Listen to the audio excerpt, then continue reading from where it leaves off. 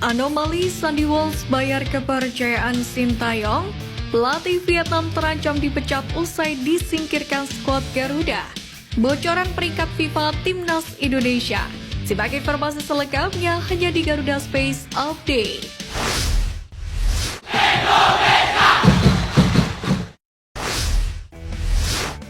Timnas Vietnam menjadi tim pertama yang tersingkir di Piala Asia 2023 ini. Kepastian itu didapat setelah skuad asuhan Philippe Troussier kalah di dua laga awal grup D Piala Asia 2023, yakni tumbang 2-4 dari Jepang dan kalah 0-1 dari Timnas Indonesia. Mengutip dari akun Twitter @FootyRankings, Vietnam sudah tidak punya peluang untuk lolos ke babak 16 besar. Jikapun menang atas Irak di match D pamungkas, Vietnam sudah tak mungkin lagi naik ke peringkat ketiga. Sebab Vietnam kalah head-to-head dari Jepang dan Timnas Indonesia yang saat ini sama-sama mengkoleksi 3 angka. Sontak kegagalan tersebut pun membuat pelatih Timnas Vietnam Philippe Troussier terancam dipecat. Sebelumnya, Philippe Troussier 3 kali dipermalukan oleh Timnas Indonesia. Pertama saat menangani Qatar di Piala Asia 2004. Tim asuhannya kalah 1-2 dari Timnas Indonesia dan berujung pemecatan. Kemudian di semifinal SEA Games 2023, Vietnam U22 tumbang 2-3 dari Timnas Indonesia U22 asuhan Indra Syafri. Terbaru giliran tim senior Vietnam yang kalah 0-1 dari Timnas Indonesia di Piala Asia 2023. Pelatih Timnas Indonesia Sintayong mengapresiasi perjuangan Sandy Walsh dan kawan-kawan yang sukses menumbangkan Vietnam 1-0. Sintayong mengaku senang dengan skuad Garuda yang minim pengalaman tetap bermain ngotot meski mendapatkan perlawanan yang keras dari The Golden Star Warrior. Bahkan Timnas Indonesia mampu menunjukkan permainan yang lugas dengan kondisi fisik yang bagus, berbeda dengan Timnas Indonesia di era sebelumnya. Sebelum pertandingan kontra Vietnam, Erick Thohir sendiri telah memompa semangat Asnawi dan kawan-kawan tampil penuh motivasi. Ketua PSSI tersebut bahkan menegaskan, skuad Garuda lebih baik pulang jika tampil loyo. Hasilnya permainan ngotot yang ditunjukkan membuat tim Merah Putih memiliki asa untuk lolos ke babak 16 besar Piala Asia 2023. Kemenangan Timnas Indonesia dengan skor 1-0 atas Vietnam juga disambut bahagia oleh klub-klub para pemain berasal. Sebab klub-klub tersebut turut meramaikan kolom komentar Instagram Timnas Indonesia. Tak hanya klub dalam negeri, tempat berkarir para pemain abroad seperti KMS KDZ hingga Suwon FC pun turut mengapresiasi perjuangan skuad asuhan Sintayong. Pasalnya kemenangan atas Vietnam menjaga asa Timnas Indonesia untuk melaju ke babak 16 besar pesta sepak bola Asia tersebut.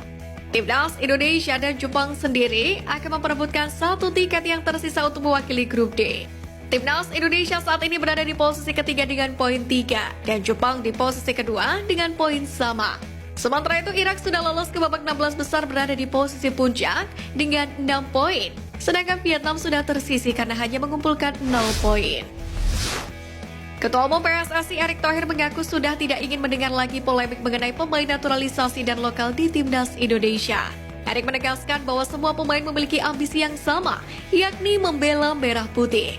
Sebagaimana diketahui, PSSI cukup gencar melakukan naturalisasi pemain keturunan Indonesia, sampai-sampai menimbulkan pendapat publik yang mengkritik proyek tersebut. Sebab ada yang menilai proyek naturalisasi ini akan membunuh potensi pemain lokal yang ingin membela Timnas Indonesia, sehingga ada yang mengotak-ngotakan antar pemain naturalisasi dan lokal. Namun Erick Thohir sekarang dengan tegas menyampaikan bahwa dirinya tidak ingin mendengar lagi adanya perdebatan tersebut. Menurutnya, yang terpenting adalah semua pemain memiliki satu tujuan, yakni membangun Timnas Indonesia ke arah yang lebih positif. Satu hal yang pasti, Erick Thohir tetap percaya bahwa semua pemain memiliki kualitasnya masing-masing. Dia juga menegaskan bahwa PSSI akan menyeleksi pemain sebaik mungkin, tanpa adanya perbedaan sikap antara pemain keturunan maupun pemain lokal. Terbongkar instruksi dari pinggir lapangan usai Timnas Indonesia mendapatkan penalti atas Vietnam. Sebelumnya Rafael Struijk bersiap untuk mengeksekusi tugas tersebut. Namun pelatih Timnas Indonesia Sintayong meminta Asnawi Mangkualam yang melakukan tendangan. Terbukti keputusan juru taktik asal Korea Selatan ini terbilang tepat. Tembakan Asnawi tak mampu ditepis oleh kiper Vietnam Philippe Nguyen. Sintayong sendiri menjelaskan bahwa telah melihat Asnawi Mangkualam memiliki kepercayaan diri yang lebih bagus. Dalam pertandingan ini, eksekutor penalti juga harus memiliki ketenangan yang baik. Sebagai kapten, STY percaya bahwa Asnawi memiliki feeling yang sangat baik terhadap bola. Setelah cuma tampil di menit-menit akhir ketika menghadapi Irak di laga perdana, Sandy Walsh mendapatkan kepercayaan pelatih Sintayong, yakni untuk mengawal lini belakang Garuda sejak menit pertama. Kesempatan tampil sebagai starter pun tidak disia-siakan oleh Sandy Walsh. Meski diplot sebagai bek tengah, namun pemain Kevin McLean itu justru jadi yang paling sering mengancam gawang lawan. Begitu terginasnya Sandy Walsh menjadi anomali tersendiri. Pasalnya meski di atas kertas bermain sebagai bek tengah, dia tercatat mampu melepaskan 3 tembakan di babak pertama. Tingginya aspek serangan Sandy Walsh tak lepas dari skema yang diterapkan Sintayong. Timnas Indonesia terlihat menggunakan formasi hybrid. Saat bertahan, Timnas Indonesia menggunakan formasi 5-4-1. Namun saat menyerang, 1 dari 3 bek tengah diperbolehkan untuk naik membantu serangan. Dalam hal ini, Sandy sepertinya mendapatkan lisensi dari Sintayong, yakni untuk menjadi salah satu bek tengah yang bisa naik tinggi. Selain ke sektor gelandang, dia juga kerap merengsek ke lini depan. Bahkan hingga pertandingan usai, punggawa Kevin McLean tersebut masih memiliki fisik yang luar biasa. Sandy Walsh sendiri tak bisa menyembunyikan kebahagiaannya usai menyingkirkan Vietnam. Jordi Amat tidak bisa menuntaskan duel sengit lawan Vietnam pada derby Asia Tenggara di Piala Asia. Jordi mengalami pendarahan di hidung usai disikut oleh Nguyen Phan Tung di babak kedua. Usai pertandingan, Jordi Amat pun memberikan perkembangan mengenai kondisinya yang sempat berdarah dalam pertandingan lawan Vietnam semalam. Dalam unggahan pada Instagram Story, Jordi terlihat masih terduduk di rumah sakit. Bahkan rumah sakit juga masih menempel di tubuhnya. Akan tetapi pemain naturalisasi ini terlihat dalam kondisi baik-baik saja dan masih bisa mengacungkan jempol. Sementara itu dalam keterangan fotonya, Jordi mengatakan hidungnya harus dipindahi. Pemain kelahiran Spanyol tersebut juga memberikan pujian kepada tim asuhan Sintayong yang tampil solid saat melawan Vietnam. Sejauh ini belum diketahui mengenai kondisi Jordi Amat untuk pertandingan berikutnya, yakni antara Timnas Indonesia melawan Jepang pada Rabu mendatang. Ada sebuah hal unik yang menyertai kemenangan Timnas Indonesia atas Vietnam. Selama laga, Sintayong tercatat melakukan pergantian kapten tim hingga 3 kali, yakni dari Asnawi Mangkualam kepada Jordi Amat, kemudian berpindah lagi ke Rizky Ridho.